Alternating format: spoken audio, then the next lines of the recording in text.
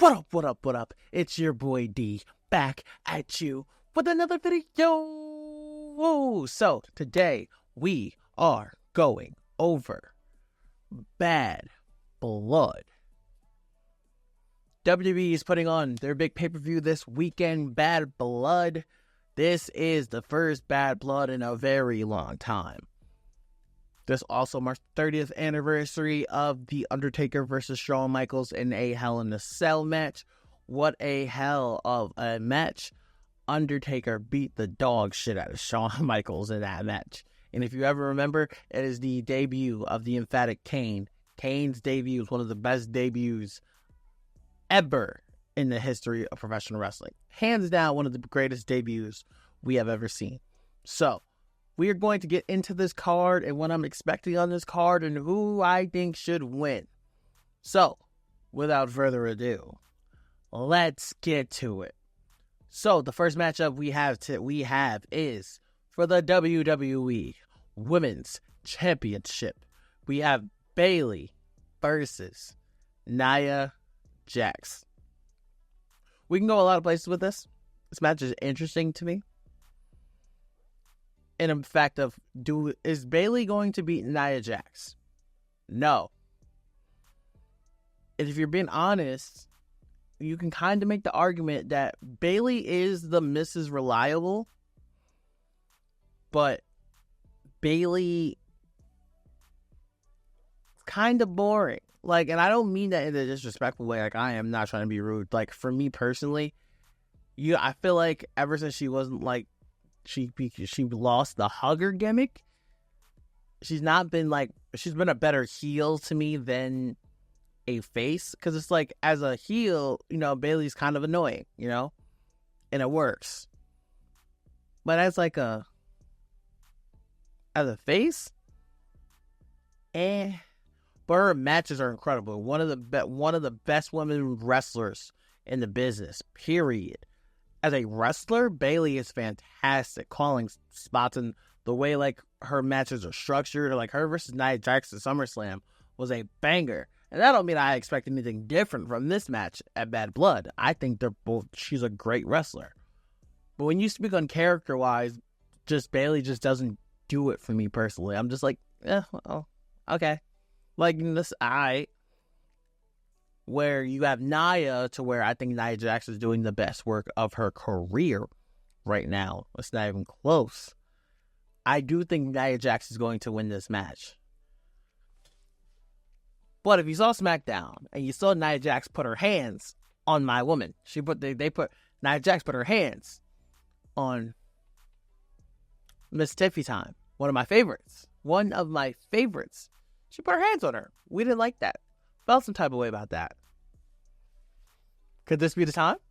Could it finally be Tiffy Time, where Miss Tiffany Stratton wins the women's title?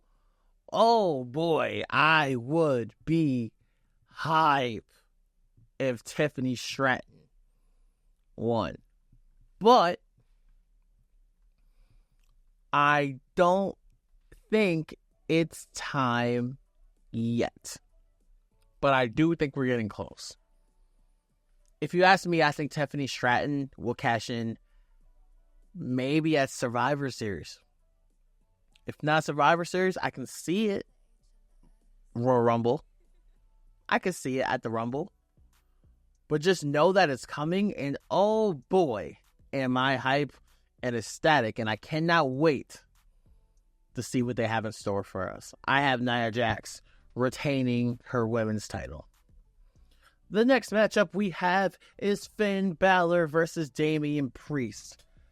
We have to give Damian Priest this victory because I think Damian Priest deserved it. Damian Priest had a hell of a run in 2024. And in my opinion, he's probably one of the most underrated wrestlers on the roster today. Damian Priest has done a great job as champion and still making himself very relevant. And now you have this real feud between Damian Priest and Finn Balor after Finn Balor screwed Damian Priest out of the title at SummerSlam against Gunther. This match is going to be really dope. Really dope. And especially, I'm very curious to see if it ends here tonight with Damian Priest and Finn Balor, if they have a one-off. Because we've been seeing a lot of Wyatt 6 kind of stuff in between. So where it's like, are we getting a Wyatt 6 versus Judgment Day? Is that the way we're going? Which is interesting. I think it's cool. I think it could be something we could like. So I'm very, very proud to see. I'm very intrigued to see where we go from here. But I love Finn Balor.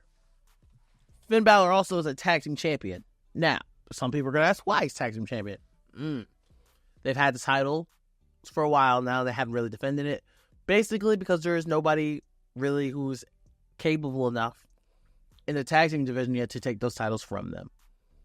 But in this match, I'm going with Damian Priest over Finn Balor, absolutely for sure. Alrighty. Ooh, this next match is the Women's World Championship. We have Liv Morgan versus Mommy Rhea Ripley. And Dominic Mysterio is suspended in a shark cage. This is going to be very, very entertaining and hilarious. This match is going to be very fun. Honestly, I can see it low-key getting a little brutal, too. It's going to really be about who is the best woman, Rhea or Liv. And it makes me start to really think, could Rhea pull the trigger and win the title? Could Rhea be leaving Bad Blood as your Women's World Champion? Or could Liv find a sneaky way to wheedle her way out once more? And has that potential. There's so many different things you can do with this. Especially because Liv really hasn't defended the title like that.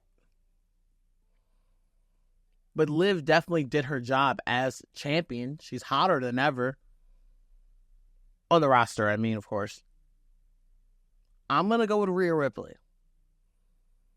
Because I feel like if it doesn't happen tonight, I think it damn sure happens at Survivor Series. I don't see Liv holding the belt all the way till the Rumble. I can see Liv fighting for the title at the Rumble, but I don't see Liv going from now all the way through.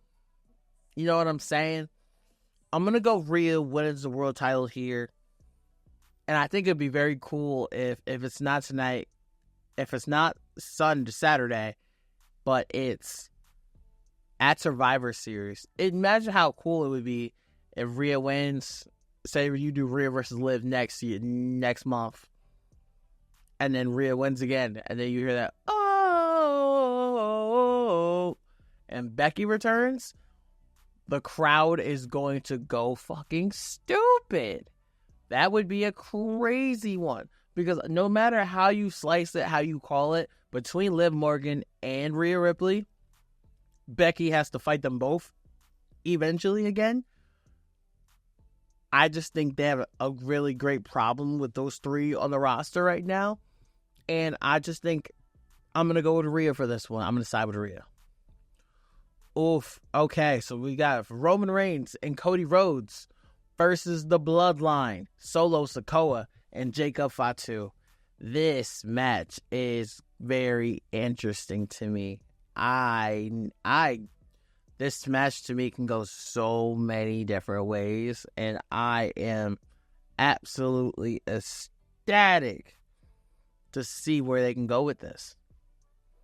This is going to be a really good fucking match. Absolutely, pound for pound, a really good fucking match. And with that being said, because everybody's asking the questions, can Cody and can Roman coexist? You ask your boy, I'm going to tell you yes. I think they're going to coexist enough to beat the Bloodline. Now, with them beating the Bloodline, the real question is, I watched the Pat McAfee show today with Cody Rhodes on the show. I heard Pat McAfee say something like, I heard the big guys coming on Saturday. Now, there's only two people I thought of first, okay? So at first, I thought, Brock coming back? Don't tell me that. Because y'all won't be able to tolerate me if Brock Lesnar come back. Woo! Y'all about to see me wild out like never before. Telling you right now. But then it reminded me, I said, The Rock? That is the question. That is the main topic. That is the main question. At Bad Blood, is it too early? Could we hear that emphatic, if you smell what The Rock is cooking? That would be something special. That would be something special. That would move fucking mountains. That would be absolutely fire. And I would be all for it. But because it makes you think, if The Rock came back early, how do we tell the story how do we tell the story to War Games? Because then that would be the question. But I do think, unless you have somebody like Hikuleo for the Bloodline debut, or Zilla Fatu, Cody Rhodes and Roman Reigns for sure will be the new Bloodline. And lastly, it is CM Punk versus Drew McIntyre in Hell in a Cell. Oh, hell yeah. No pun intended. To me, this is the biggest match on the card by far. This is the main event of the card. To me, for sure. What they've done with this 1-year feud, especially with all the injuries between Drew McIntyre had injuries, CM Punk had been out for damn near half the year before he came back. The way they've told this story has been absolutely incredible. From the strap match to SummerSlam, and now here we are at Hell in a Cell, where this ends. I think this match could be absolutely fucking fire. And then the most important part is, I see that can happen is, I have CM Punk winning this match. He beats Drew McIntyre. They're both bloody messes. I have CM Punk win this match. And then CM Punk will go on to challenge Gunther for the title. And just when CM Punk is close enough to finally beat Gunther, Seth Rollins will turn heel and attack CM Punk. And then that will get us to how we start the feud of Seth Rollins versus CM Punk.